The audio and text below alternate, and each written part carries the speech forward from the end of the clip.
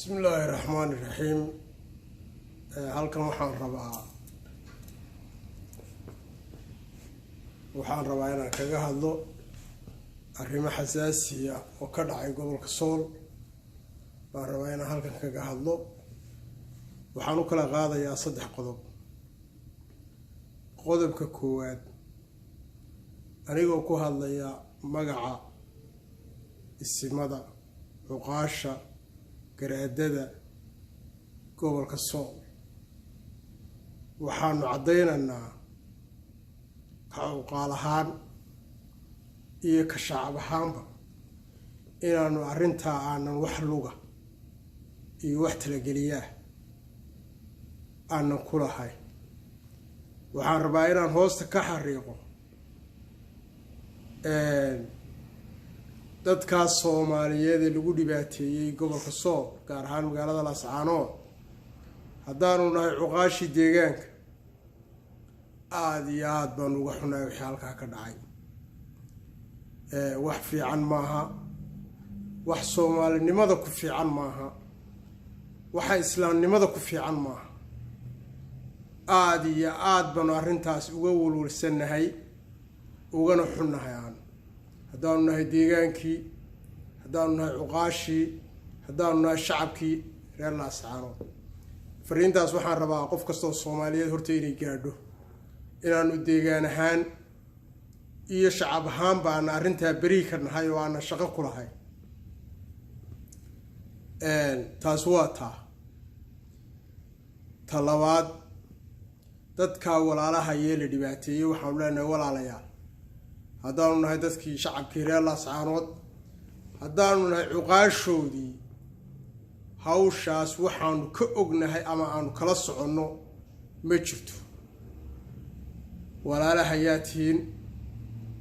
dadkayagii baa tihiin, dushaad iyo madaxaad noo saaran tihiin. wixii idinku dhacayna waa waxaanu idinla qabno oo aanu aada uga gubanayno, ugana xunahay. taas waa waxaanuna cadaynaynaa oo aan muran ka taagin. wuxuu yidhi adaa xukumayo xoog u sheegtay deegaanka ayaa kula xisaabtamay. dowladda maamulka Somaliland ee uu garwadeenka ka yahay ina bixiyo ina kaahin baa hawshaan Hargeysa ka soo abaabulay, iyagoo ujeeddada ay uga dan leeyihiin waxa weeye inay dadkan ilaahay Soomaali jacaylka ku beeray, dadkooda jacaylka ilaahay ku beeray reer Laascaanood, inay xagtimo u sameeyaan oo ay dadka ehelkooda ah ay kala gooyaan bay uga dan leeyihiin. wax kale oo mansaba oo dabada ay ku haysaa ma jirto. markii iyagu ay ku fashilmeen amnigii gobolka oo anagu aanu tabanaba inay dhibaatadaba iyagu kow ka yihiin, oo dhibkan iyaga ka hor inuusan naba haysanba, waxa dhibka watay la yimaada iyaga yihiin. anagoo og in ay iyagu yihiin dadka dhibaatada gobolka Sool ku wada, anagoo og wixii xaqii iyo xuquuqdii gobolkani lahaa inay dabada marsadeen oo iyagu ay qaateen, ayay waxay rabaan si ay noogu diraan walaalaha iyo Soomaaliyeed si ay nooga gooyaan oo noogu diraan bay rabaan xagtimo iyo xajiimo inay dhex mariyaan. waxaa la arki jiray haddii dhib dhaco, waxaa la arki jiray in waddo loo maro baaritaan la sameeyo. nimanaan cidba laga xidhin oo wax eedoo loo jeediyey jirin oo wax digniinoo la siiyey jirin, in galab inta subax lagu kallaho la soo ururiyo oo la yidhaahdo tarxiil baa tihiin siday Sacuudiga joogaan, masabka anagu maana garan. ujeeddadaas qallafsane xag jirnimada ana maana fahmin anagu waxa laga wado. marka waxaan qabnaa anagu waxba mandaqiyan iyo maskax ahaanba in loogu ciyaaro oo maskaxdayada lagu ciyaaro waxaanu yeeli karno maaha. Soomaalina waa u jeedaa waxaanu ahayn dadka ugu caqliga iyo aqoonta badan deegaanka Soomaalidu degto meel kastaba ha ku yaale waxaanu ahayn nimankii xornimada Soomaalida u dagaalamay oo aaboyaashood u dhinteen in aanu dad Soomaaliyeed maanta aanu idhaahno dhulka iyaga laga kaxeeyo xaashaa lillah nagama suurtowdo nagamana go'do laakiin dad wax ma garataa oo iyagu isleh dadkan Ilaahay wada dhaliyay jiirka isugu daray kala gooye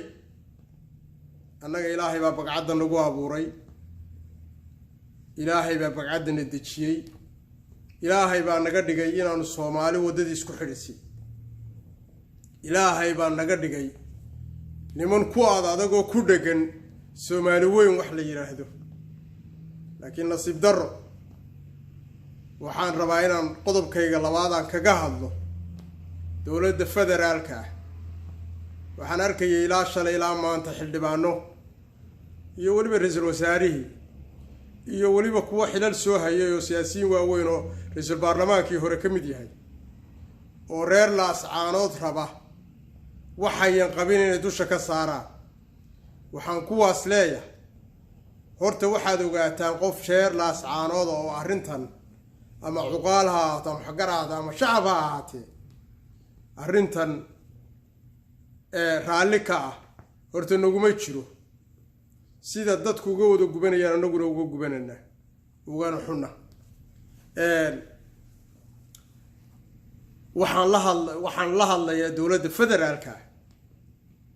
maanta in dad Soomaaliyeed laascaanood laga tarxiilo waxa aabiyo hooyo ka dawladda federaalka shaqada dadka deegaankani ay u dhinteen oo loo xidhay oo loo leynayo oo loo barakicinayo oo walaalahood loogu dirayo oo dadka ehelka ay u xigaan looga goynayo waxa weeye waa Soomaali weynimo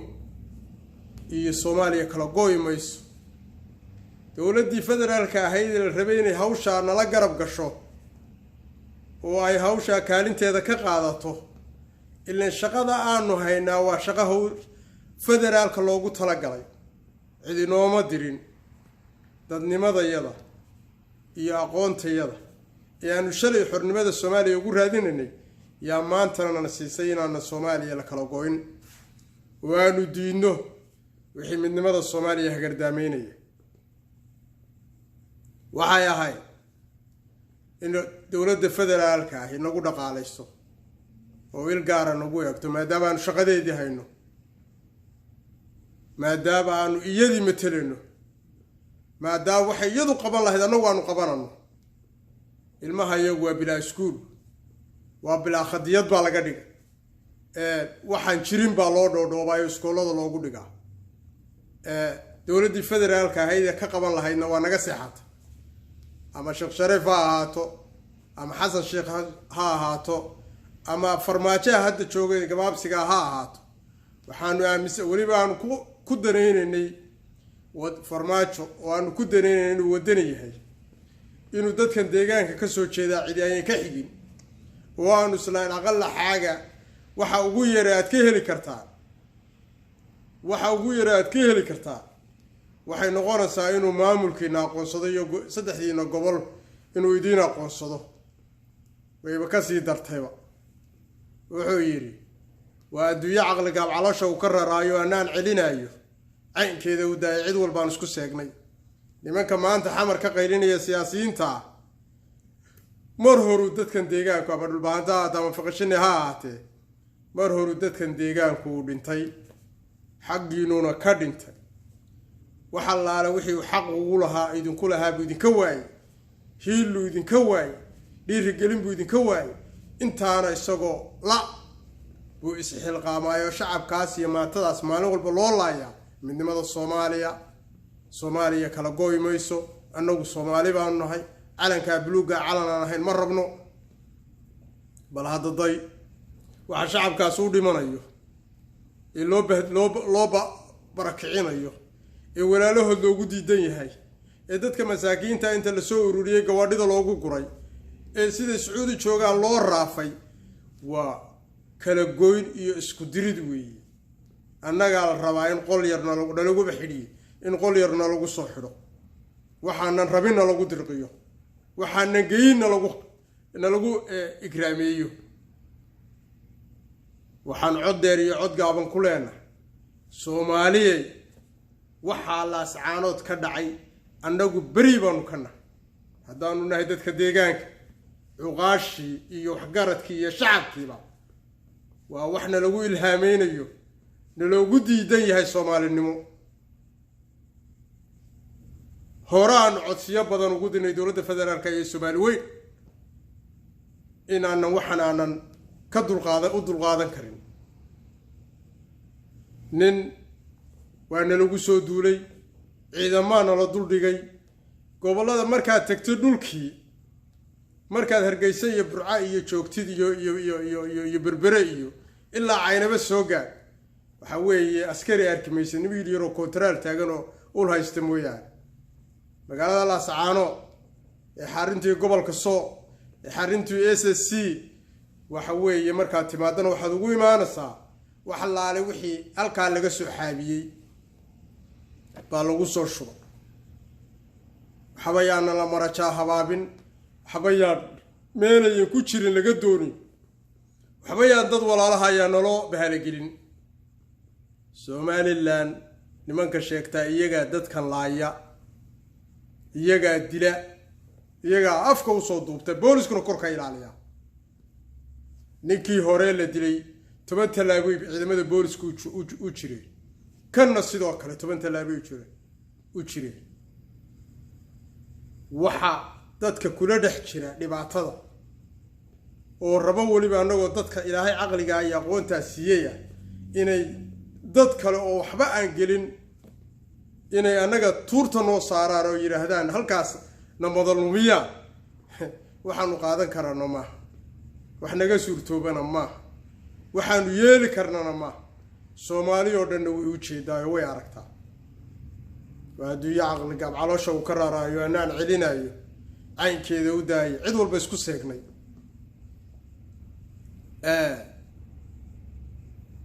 waxaan ka codsanayaa dowladda federaalka iyo siyaasiyiinta koonfur jooga war anagu niman u dhintay baan nahay Soomaali weyn cid aanu dhaqaale iyo qarash iyo taageero kaga helnaana ma jirto malaha de xor bayna nahayn oo markaynu xor noqono baa naloo garaabayaa oo naloo abaal gudaya batatan deegaankan Somalilandna siday rabtay ka yeeshaa kay rabtana way xidhaa kay rabtana way tarxiishaa cuqaashay deegaankanu lahaayeen waxgaradkii deegaankanu lahaa aqoon-yahanadii deegaankanu lahaa intuba martibay ka yihiin